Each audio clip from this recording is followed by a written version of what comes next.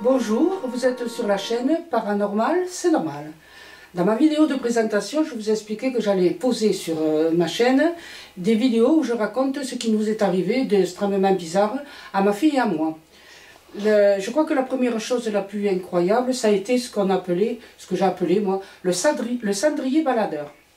C'était à peu près en 1988, un peu avant que ma fille tombe malade. On avait décidé de jouer au Scrabble. On aime beaucoup les jeux de mots, de lettres, et voilà. Donc on avait Scrabble et on s'installe pour faire une partie.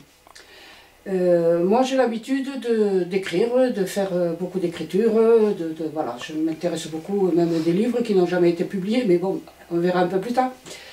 Et donc je faisais des mots le plus long possible, parce que j'aime ça, les mots. Alors donc j'ai essayé de faire des mots très longs. Alors bien sûr, des mots avec des syllabes et des consonnes, mais chaque fois il y avait un point, un point, un point. Donc j'arrivais à faire 8 points, 9 points avec 9, 10 lettres. Par contre, il y a une petite maline qui est à côté de moi, elle avait 18 ans. Elle faisait des mots de 2, 3, 4 lettres maximum. Mais chaque lettre avait 7, 6, je ne sais pas combien, je ne me souviens plus là. C'est un petit moment qu'on n'a pas joué, mais il faudra qu'on s'y remette. Chaque lettre faisait donc 4 ou 5 points. Et elle faisait des mots de 4 lettres qui lui représentaient plus de points que moi avec 6, 8 ou 9 lettres. Et elle était à jeu égal avec moi, au nombre de points. Et ça j'étais pas contente. Et donc, j'étais un peu comme ça. Et ma fille aussi, elle essayait de garder son avance. Elle se battait d'un point. La partie était chaude. Et puis, moi, à l'époque, je fumais. Eh ben oui, ça n'a pas arrangé du tout ma sclérose en plaques là, qui est arrivée. Ça fait partie un peu des risques de la sclérose en plaques de trop fumer. Je fumais beaucoup.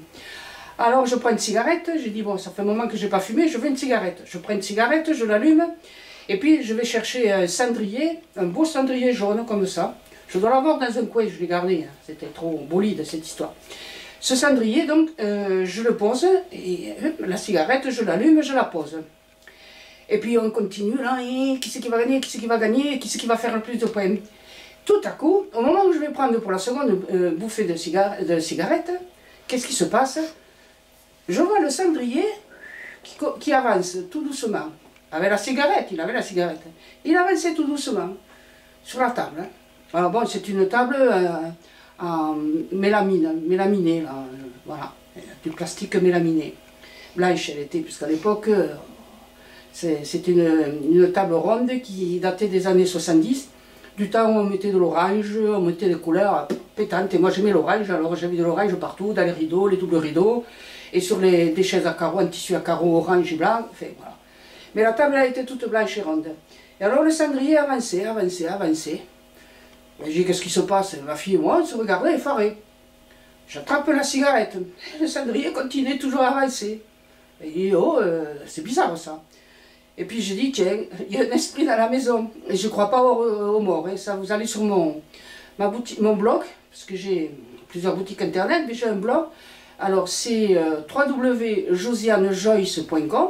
Josiane avec un Y. Hein. Là, regardez, c'est écrit là. Et donc, dans le blog, là, je raconte déjà cette histoire. Et je ne crois pas aux morts, au retour des morts vivants, aux esprits, à rien du tout, je crois.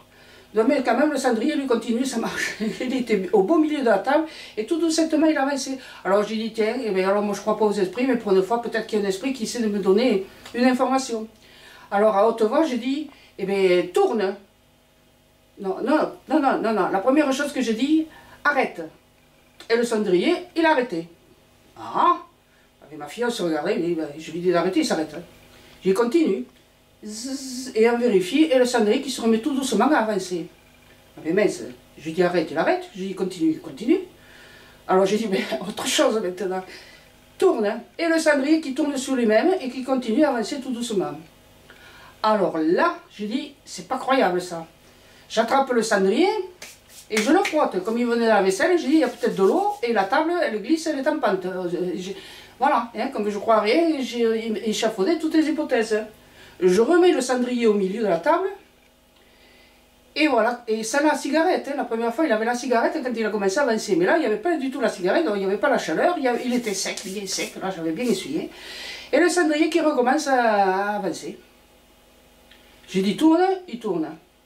Et sur lui-même, comme ça il avait fait un grand tour sur lui-même, il a continué à avancer. Et j'ai dit, et tourne dans l'autre sens, il est revenu dans l'autre sens.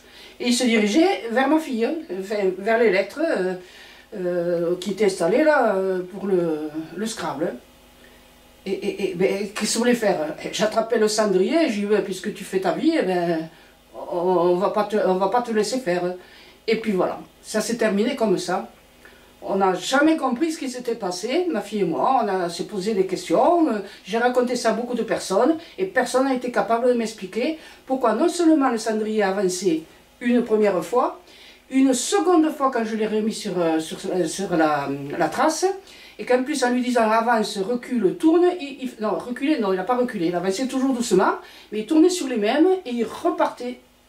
Et si on l'avait laissé faire, il serait tombé sur les genoux de ma fille. Donc, bon, il est en plastique, ce ne serait pas cassé, il ne serait pas cassé les genoux, ce serait pas... Mais donc voilà ce qui s'est passé.